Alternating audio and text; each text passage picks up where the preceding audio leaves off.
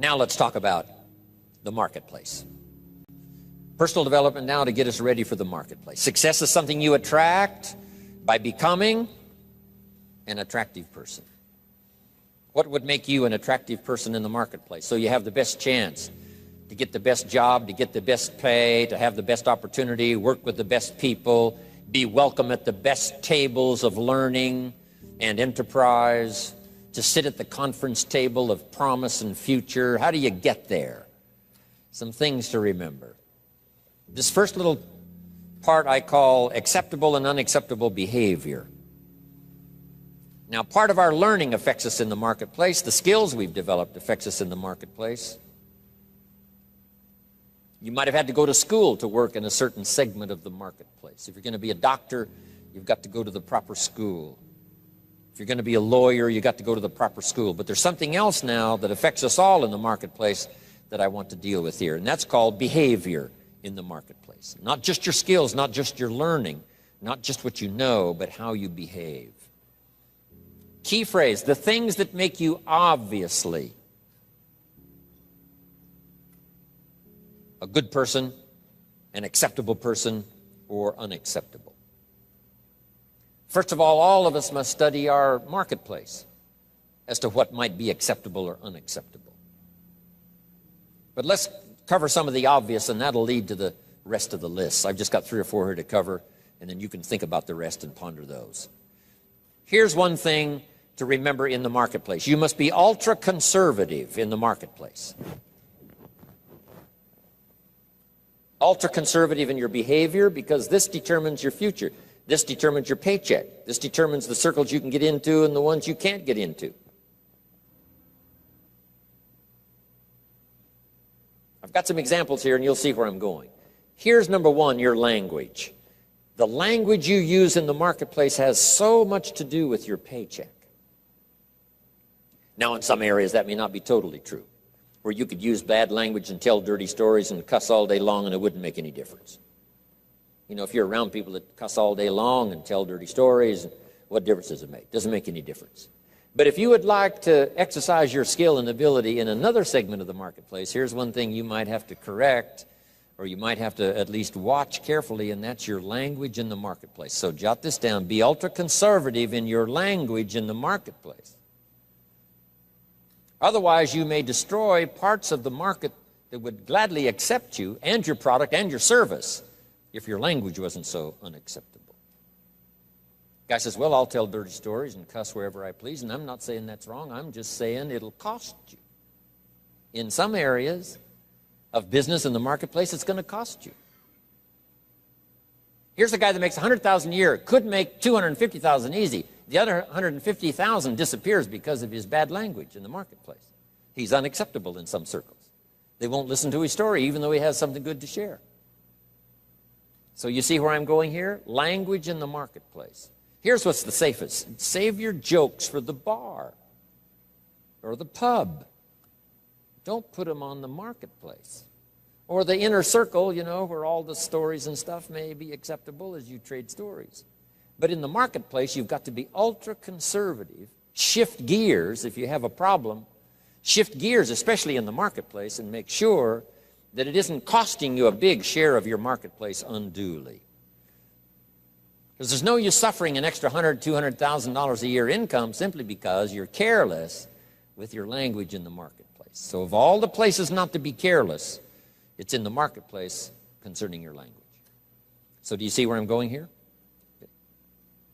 Next is habits. You just got to be careful of those. Smoking. Guy walks into an office and says, where's your ashtrays? How come you don't have any ashtrays? Well, ashtrays probably mean what? No ashtrays mean, right? They don't smoke here. Oh, yeah, I forgot. So what I'm saying now, I'm not saying right or wrong to smoke. I'm just saying be careful in the marketplace that you aren't disturbing and wiping out and closing the door on a market you could enjoy simply because you're a bit careless about your habits.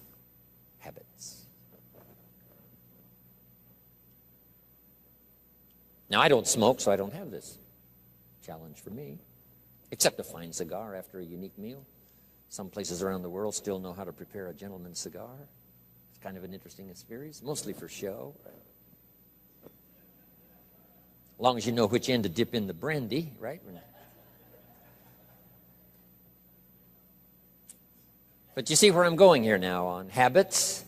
Habits. Zig Ziglar talked about the man who was late. I'm telling you, there's some circles, if you're late, you're not welcome anymore. You say, well, I've been late all my life. You know, if people don't like that, that's too bad. I'm saying that's okay. You can have that attitude if you want to, but what if it cost you $100,000 a year? Wouldn't you reconsider? That's too much to pay for the luxury of some habit that you could easily correct and maybe enjoy the benefits of a marketplace that's been closed up until now. This is all I'm saying. Take a look at your habits. Take a look at your language. Here's another one. Your dress. Now, sometimes dress changes regionally. In San Francisco on a business day, they wouldn't expect you to look like West Palm Beach. If you dress like West Palm Beach on a business day in San Francisco, they'll treat you casual, right? Not appropriate dress. So part of this is company, part of it is region, part of it is locality, part of it is community. What's acceptable in the marketplace on a conservative basis? What would be acceptable to everyone in San Francisco? To be dressed conservatively. In West Palm Beach, you can have a casual business dress. Perfectly acceptable. The key is to find out so that you don't cost yourself market that you could enjoy. You don't cost yourself customers that you could have. You don't cost yourself people that would gladly join and be part of it except for these difficulties. I had to learn some of this stuff. All of us have to learn the social graces and what's acceptable. The white socks don't go with the black tuxedo. I mean, some things you just have to learn. What if a guy called on farmers in his tuxedo? See, the word would spread. You should see this clown. So now that's the severe side, but here's what I'm asking you. Check your dress, check your clothes, check your attitude, check your behavior, check your language, check your habits, especially in the marketplace where you get paid. No use slamming the doors you don't need to slam. No use shutting off opportunity that you don't need to shut off by not considering some of these things, okay? One more I found important. Make your employer, not your banker. I wondered why a few opportunities I lost because too quickly I asked for a raise. I'd only been there a month, and I said, could I have an advance? An employer says, wow, I thought we hired the right guy, but this guy needs extra money already. Can't manage his affairs, has to have an advance. So here's what don't make your employer your banker. Make your banker your banker. If you need a little extra money, go to your bank. Go somewhere, but not to your employer. Here's why. An employer is like opportunity. And opportunity doesn't want to see your need. Opportunity wants to see your seed. So let employer be employer, let banker be banker, let friend be friend. I found it was a bit unwise to make a friend a banker or a relative a banker. Do you know why you go to a minister to discuss certain things? So that he won't disclose it to the marketplace. And you go to your doctor to disclose it so he won't disclose how weak and sickly you might be. So you don't bring your sickness to the marketplace and talk about it. You talk that over with your doctor. Talk over your maladies and your problems to your doctor. So jot this down. It's called show your seed and hide your need. In the marketplace especially. Show your seed, show your willingness, show your desire, show your hard work, show your work ethic, show your arrive early, stay late attitude. Show that, but not your need. The marketplace is not interested in your need. Next is code of conduct. It's not a bad idea to take a piece of paper someday and just jot down what is your code of conduct. What do you expect from yourself? Some things you will do, some things you will not do. Jot this phrase down. What I want to be known for. Here's what I want to be known for. And that's not a bad list to make. As we're building our reputation day by day, week by week, month by month, and one opportunity leads to the next, depending on what we're known for. These are some of the things that may not appear in your resume. You know, you've been to school and you learned these skills and you worked for this company and you were there 9 years and so on. In addition to that now, what's really important, especially for your own psyche, is to make a list of what you would like to be known for. I wanted to be known for always doing my best. I never wanted anyone to be disappointed, at least in my presentation. They might be disappointed with my ideas because they thought I was wrong. They might be disappointed with my position because they thought it wasn't right. And they might be, disappointed because, I didn't say what I believed, was contrary to what they believed. They might have been disappointed in that, but they were never disappointed in my sincerity, never disappointed in my ability to speak from my heart and my soul. If you have charge of some of my life and you send me off to another country, I promise to represent you grandly. I promise you won't have to stay awake nights wondering about Jim Rohn if you've sent him to Paris. I want you to be able to say, forget about Paris, Jim Rohn is there. He'll take care of it in the best style. He won't show up late and he won't show up drunk. He will represent us well. So have you got that good question now? What do I want to be known for? I want to be known for being on time. I want to be known for staying late. I want to be known for not ignoring anyone. I want to be known for my unique ability in conversation as well as presentation. I want to be known for the fact that I care for kids as well as adults. I want to be known for the company's interest as well as my own. I want to be known for one who helps to feed the goose that lays the golden eggs. I want to be known. I want to be known for my leadership skill. I want to be known for my attitude. I want to be known. What would that list be if you were to make it? Here's what I want to be known for. Sometime in the privacy of your own thoughts, away somewhere, just work on that list. Here's the reputation I want to build. Now, here's what's next under personal development. Under personal development, develop these 5 abilities.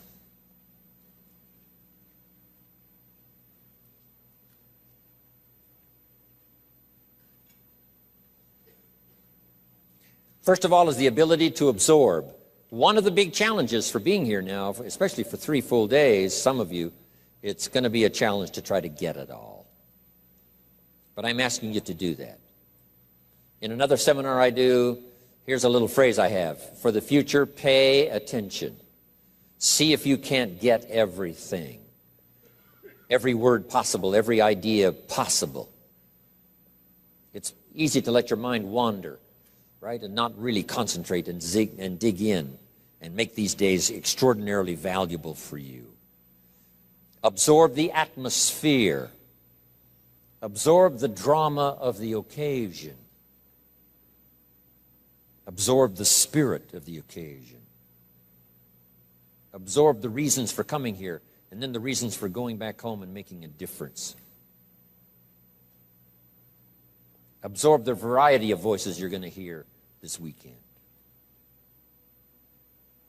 And absorb the provocative ideas as well as the ones that you agree with. Absorb all of that. Take it all in. By listening intently, taking good notes, talking with each other.